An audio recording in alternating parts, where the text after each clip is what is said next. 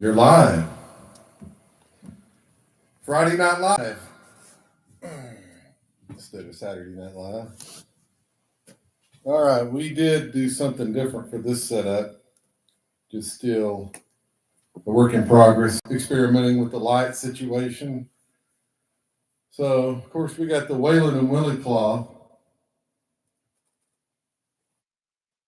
So, the story behind the Waylon and Willie cloth, it goes back to the mid 90s. It was a betting token.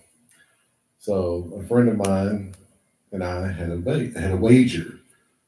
Whoever got married first would have to give up a desired token by the other one. So I wanted his Waylon and Willie cloth. He always had it prominently displayed, and every Friday night, Saturday night, whenever we would play poker, he would have that Waylon and Willie cloth displayed prominently. And I said, "I tell you what, if you get married first, you gotta relinquish the Waylon and Willie cloths. I think it would really look good as a closet door or as a drape anywhere in my house and not in your house." He said, "Okay. Well, if you get married first, I would like that nice Waylon photograph. And if you notice, I'm not displaying that nice Waylon photograph because it's in his possession."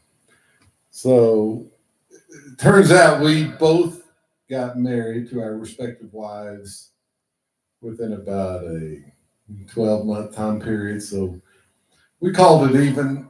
So I got the cloth, he got the Waylon picture, and the rest is history. So the whole reason we're here tonight is, for one, I wanted to see if I could pull off a Friday night stream. Wanted to test out the new lights. And I've been trying to follow the advice of fellow YouTube streamers, and they basically say, keep streaming, keep posting, put your face in front of the camera and talk to your viewers. So I'm more of a guitar picker, singer, player, songwriter. I'm not really comfortable dialoguing, but I can do it if forced. So anyway, tonight we do have a topical. I do have a topic. I didn't set this up just to go on incessantly, but we're going to talk about Brushy Bill, who was also known as Billy the Kid. So there's a song. There's always a song, and in this case, the song title is Brushy Bill. And my dad wrote this song it's probably been about 30 years ago now, but the song title is Brushy Bill. But he wasn't necessarily a history buff, but he was a songwriter. At one point, he had a songwriting contract with Autumn Sound recording studio in Garland, Texas. And Jimmy Massey reminded me, he pointed out that, in fact, Phil York was the engineer on my dad's record, Easy Rider. And Jimmy Massey reminded me that Phil York, I believe, was the engineer on the Willie Nelson Red-Headed Stranger album, which was also recorded at Autumn Sound Recording Studio in Garland, Texas.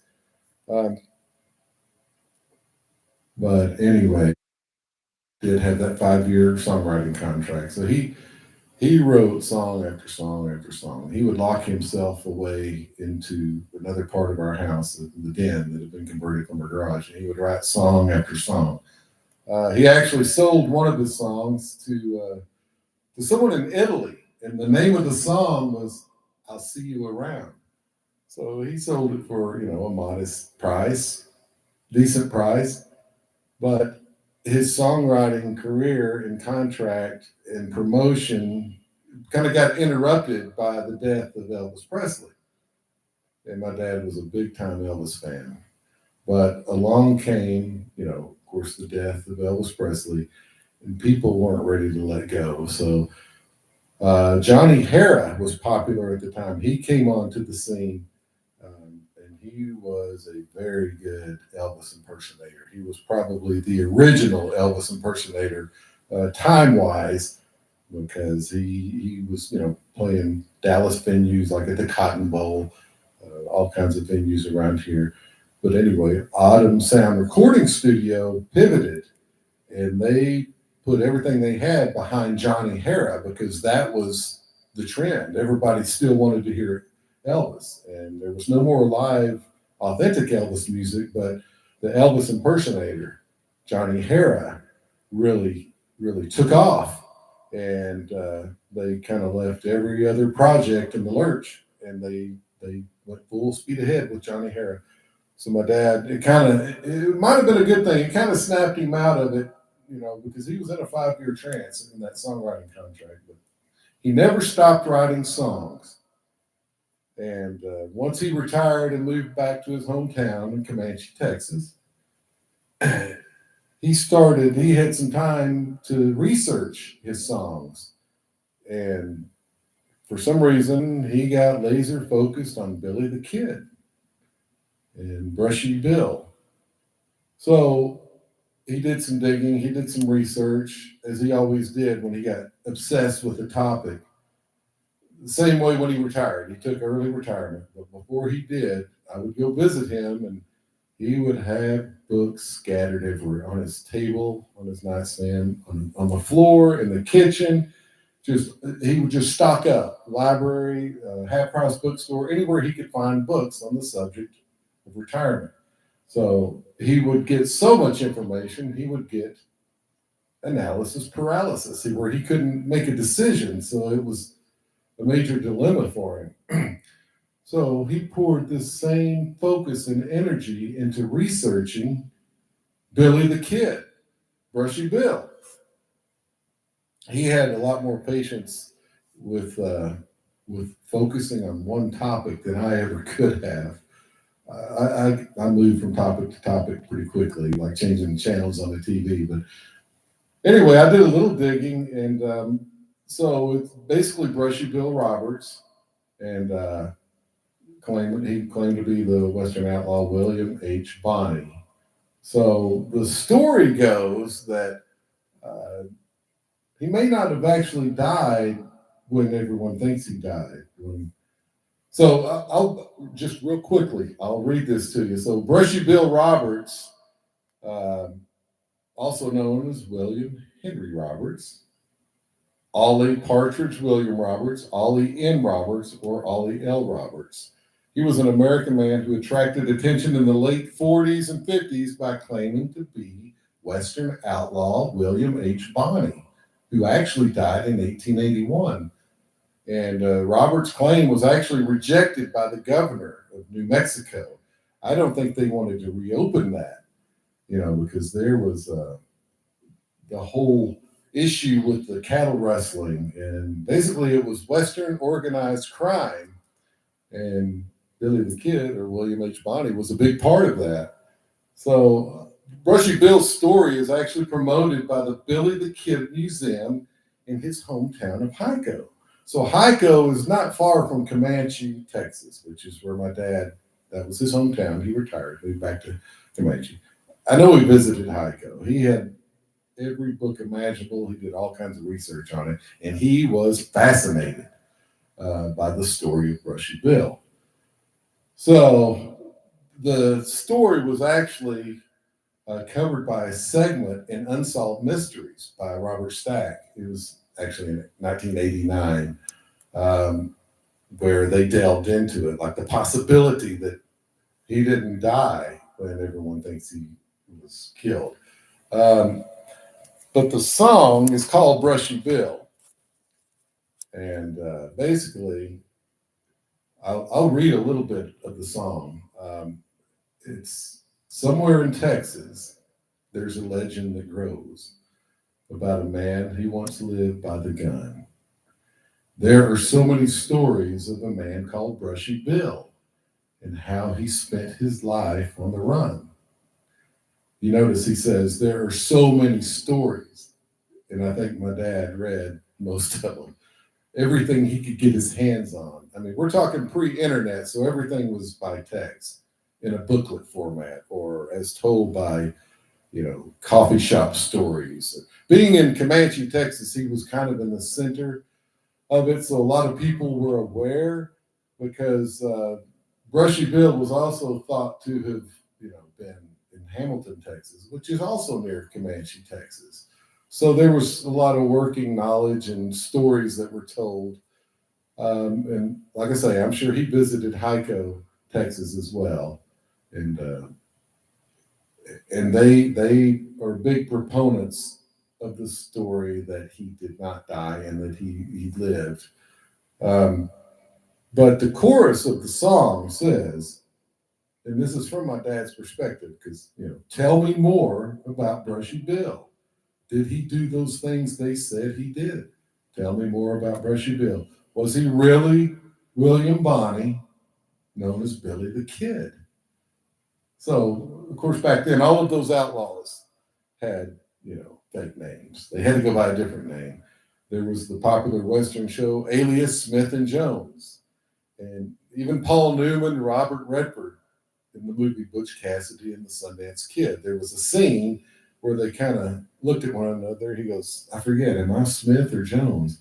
So they were kind of, making reference to that they all had aliases. But the second verse of this song, of Brushy Bill, he says, did he walk the streets of Hyco in his twilight years? Did he ever live outside the law? There are those who swear that every word is true, and there are those who don't believe at all. Because you basically have two trains of thought. Either he died when they thought he was killed by Pat Garrett, or Pat Garrett killed someone else. Because the lore states that they quickly buried the body, and evidently it was in some floodplains, and the rains washed a lot of that burial area away. And they tried to exhume the grave, but they never got permission. They were not granted permission. So as I was reading through a lot of this material, just to have a little bit of background on my dad's song, Brushy Bill, it kind of reminded me, it smelled a little bit like some good old-fashioned Western organized crime surrounding cattle rustling. I'm going to have to read a little more into this, but I'm more from the music side of the house, so I always liked the backstory of how he would come up with the idea for a song. So I'm going to see if I can do a little bit of this. We're live streaming using YouTube Studio, so they're a little funny about music. They're not as harsh as they used to be, but when I've rewatched some of my other videos, I've noticed they intermittently interrupt. I'm going to write a song called I've Been Intermittently Interrupted. We're going to give it a shot anyway. At some point, I'm going to do redundancy recording, so I'm going to set up a secondary camera that I can just upload. Then it goes through the scanning process, and it's uploaded to my channel uninterrupted. But since we're live tonight, I got to sing the song. I've been talking about it all this time. And I really should have run through it a couple of times. So, like I said before, none of this is serious. This is all lighthearted. We're all just having a good time. And, try to pick a topic that people might be interested in. But this interests me because it's a song my dad wrote. And I'd like that he was very obsessed with it. And he really did his research. And there are many, many other verses. He always over-edited himself. So basically, he cut this down to 2 verses, but I know he wrote, 20 verses. And I'm still digging through a lot of his material. And there are other songs I would like to talk about sometime in the future. But this is Brushy Bill. So we're going to see if I get intermittently interrupted. I may use my acoustic. I don't know. I haven't decided. But I'm in a trick chair, so I can just move the arms back. There we go. Shout out to Dustin, Aaron's brother.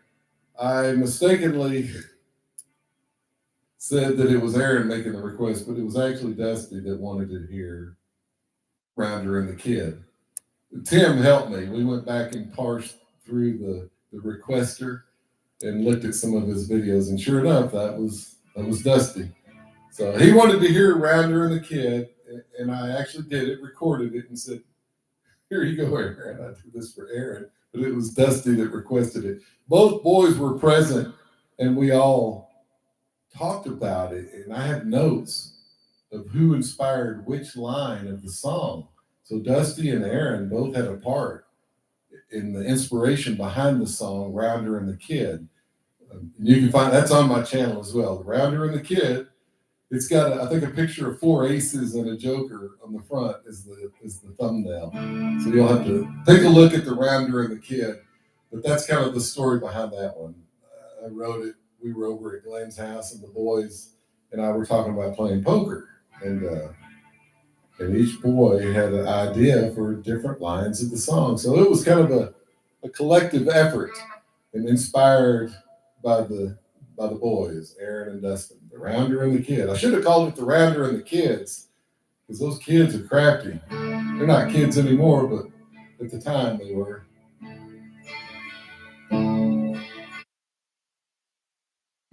Do this with my thumb because sometimes it doesn't trigger the intermittent interruption like the guitar pick does. I even thought about doing an a cappella to get past the song filters. We'll try it in V first.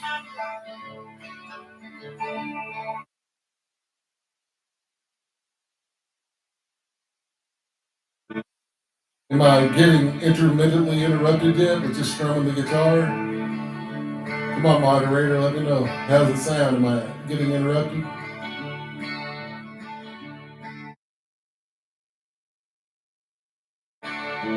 Somewhere in Texas, there's a legend that grows about a man who once lived by the gun. There are so many stories of a man called Brushy Bill, how he spent his life on the run. Tell me more about Brushy Bill. Did he do those things they said he did? Tell me more about Brushy Bill. Was he really William Bonney, known as Billy the Kid?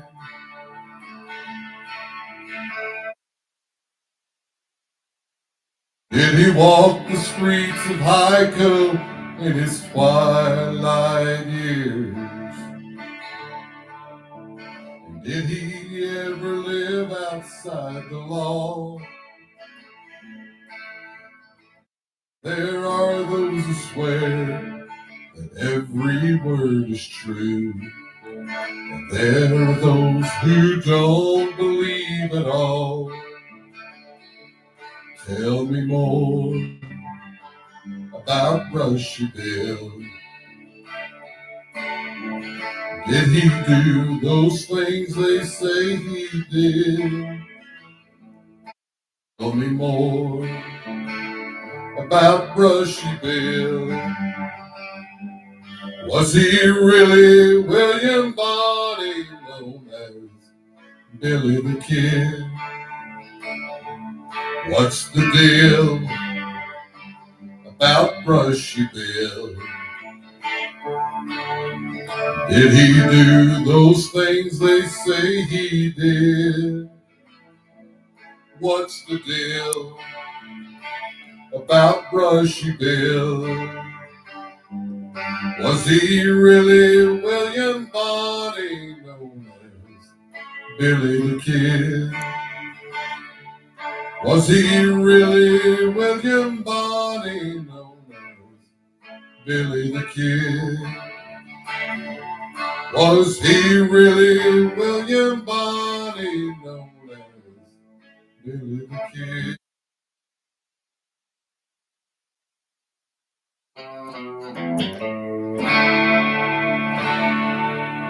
All right. That's Brushy Bill, written by Gary Smith a long time ago.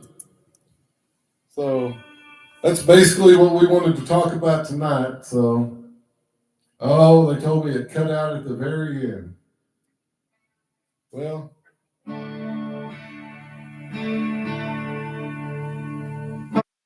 like the bridge.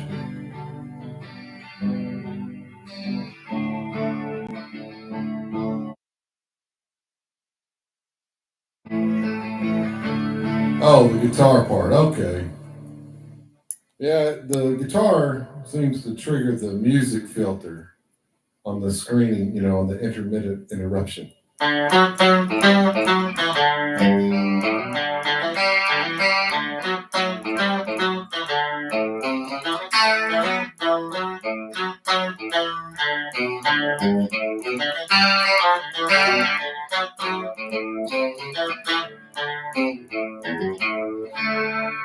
All right, Stacy, I know you wanted to hear a song. I got to shout out Stacy Newsom. He's been chiming in and asking lots of questions, and some of them I don't know the answers to simply because I don't remember.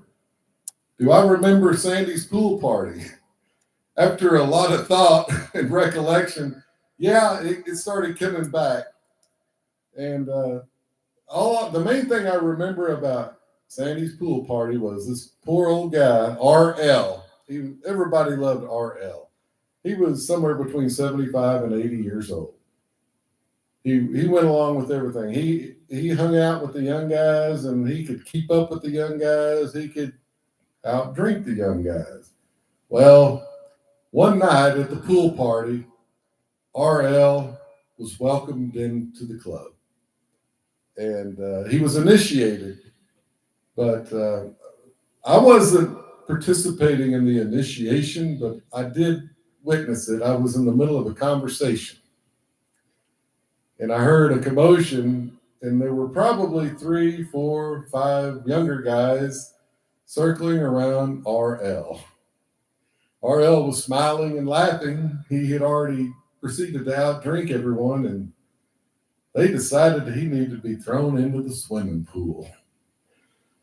So 75 to 80-year-old RL didn't fight. He didn't resist. In his attire, wearing slacks and a nice button-up shirt, was picked up and thrown into Sandy's swimming pool. So that was the main memory I have from that party.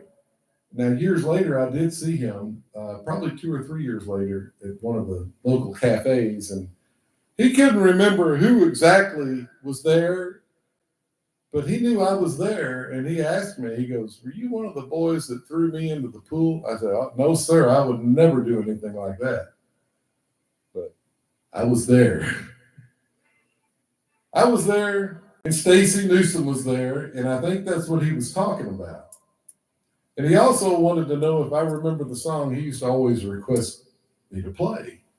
And Stacy is a big Waylon Jennings fan, and so am I. So every time we would go see Waylon, I would go with Glenn, and we would always see Stacy Newsom there. He would have his buddy Artie with him, but Stacy probably made more concert appearances than I did. I know I missed a couple of them, but I think the last one we saw was at Country 2000. And that was, right before Waylon passed away. He was actually performing at Country 2000, sitting in a boat chair. Basically, Hank Williams Jr. designed this chair for him. And it wasn't quite at the, bent knee level. He could prop up where he could stand up, but it was basically a boat chair that would spin. It was a very well thought out design chair that Hank Jr. designed for Waylon, and it worked for him. But all right, Stacey, we'll see if we can do this. We'll see if it cuts it out. If it cuts it out, I promise I'll do a pre-recorded version of it. Thank y'all for watching. Well, have a good night.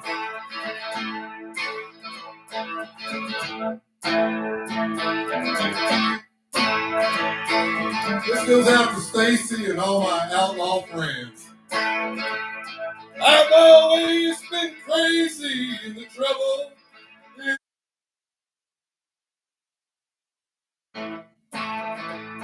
Been busted for things.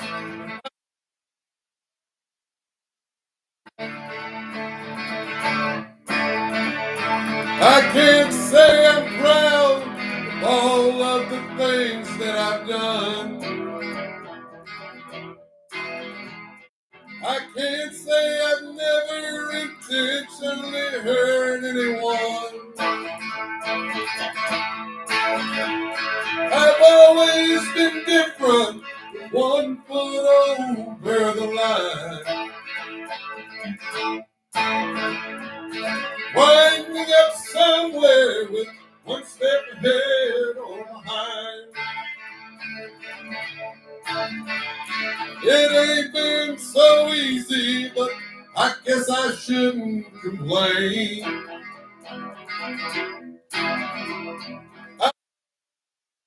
Easy, but it's kept me from going insane.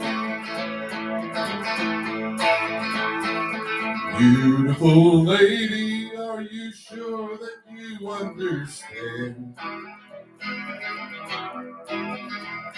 the chances you're taking, loving a free living man? Are you really sure you really want what you see? Be careful of something that's just what you want it to be. I've always been crazy, but it's kept me from going insane. Nobody knows if it's something to bless or to blame. It ain't been so easy, but I guess I shouldn't complain. I've always been crazy, but it's kept me from going insane.